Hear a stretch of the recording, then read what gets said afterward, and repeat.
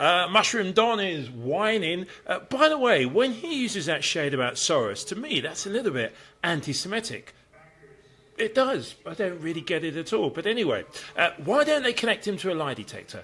I'm sure there's a cable news station somewhere that will take whinge, whine. Look at this. Look at this guy here. All right. Don't move. He's Botoxed his face. Don't say anything. What's he going on? Oh, he's now likened himself to a J6 hostage.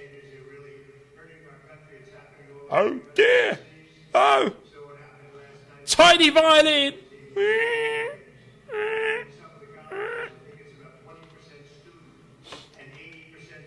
This guy is like... It's like he's constipated. Hold it. One eye. His eyes are frozen up. Not allowed to say anything. I think you know when you want to go, if you're a man, you want to go pee, you're holding it in. It's that right now. He's on to interest rates now. Flip subject to this, but it's 30 seconds. Don't worry, I'll let you hear it all in a moment. Oh, at the back. Can you see? That's the best you've ever seen. There is a blurred Eric Trump right at the back. You know, the same Eric Trump who actually has his own problems. Not allowed to run a charity 2 minutes in New York. Nothing so far. Look, he's blinking. Is he allowed to nod his head, this man with no words? Is he there as a shadow? Is he like wanting to be Secret Service? What is your role in life, sir? He has to. He's dealt with a Trump fart or two.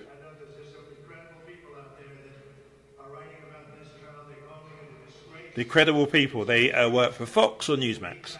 Everybody else is a liar.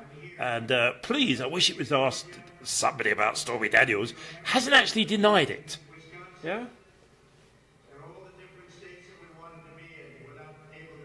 Oh, he's now going to blame his election and poll disaster, and he's slipping in the polls on... Oh, he's got nothing to say. He's one of those people, the sort of thin-skinned person, dish it all out, can't take it. So this was a very big day. A very revealing day. As you see, their case is totally falling apart. They have nothing on books and records, and even something that should bear very little relationship to the case. It's just a disaster for the DA, for the Soros-backed DA. It's a disaster. This whole case is just a disaster. If you read the legal scholars, you'll see, because they're writing about it, they've never seen anything quite like it. And neither have I. I should be out campaigning right now. We're leading in all the polls. I'd like to be campaigning. We'd be leading by a lot more. But I just want to appreciate the job you're doing. It's not easy standing there all day waiting, but you're hearing the same things that we're hearing. On another matter, as you know, it's Biden's backers that seem to be funding what's going on with the Palestinians. They're probably not Palestinians, they're agitators, bad agitators, really bad. And I think our government ought to find out who they are, where they're from, and treat them the same way as they do the J6 hostages. You got to treat them the same way. These are agitators. They're really hurting our country. It's happening all over the country in cities. You saw what happened last night at the Metropolitan Museum. These are agitators. And in some of the colleges, I think it's about 20% student and 80% others. So this is a big problem, and they better nip it on the bud. And it's a problem from the left, not from the right. This is a problem from the left. And I hope you're going to stress that. The economy is not doing well. You see inflation is through the roof. They're not going to be able to lower interest rates. If they do, it's purely political. But it'll be very bad if they do. From the standpoint of getting rid of inflation, you have to get rid of the inflation. Inflation, as you probably have heard me say, it's a country buster. It busts countries, and it has for 1,000 years. You go back and you look at old-time Germany, you look at a lot of countries that went through the kind of inflation we're going through, and they're busted. They are just broken up in many cases into little pieces, and that's what could actually happen to us. So we have to get inflation under control, we have to get prices down so that people can breathe, people can live, so they can live.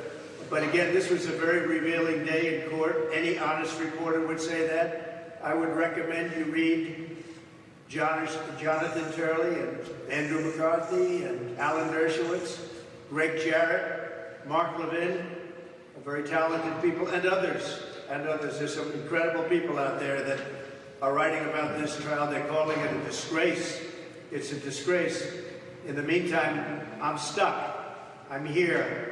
Instead of being in Georgia, instead of being in New Hampshire, instead of being in Wisconsin, and all the different states that we wanted to be in, we're not able to be there because we're stuck in this trial, which everyone knows is a hoax.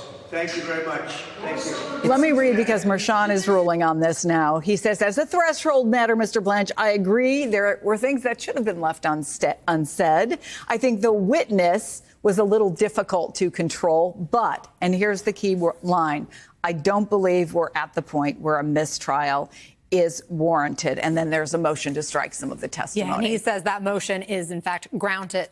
He says, I was surprised there weren't more objections. And then there's some laughter in the overflow room at this. Joe Biden narrowly leading Donald Trump in November's general election race. In the first, from ABC News and Ipsos, Biden is up 4 points, 49 to 45% among likely voters nationwide. In the second, from NPR, PBS, and Marist College, Biden holds a 5-point lead, 52 to 47% among registered voters who say they definitely plan to vote in November. That is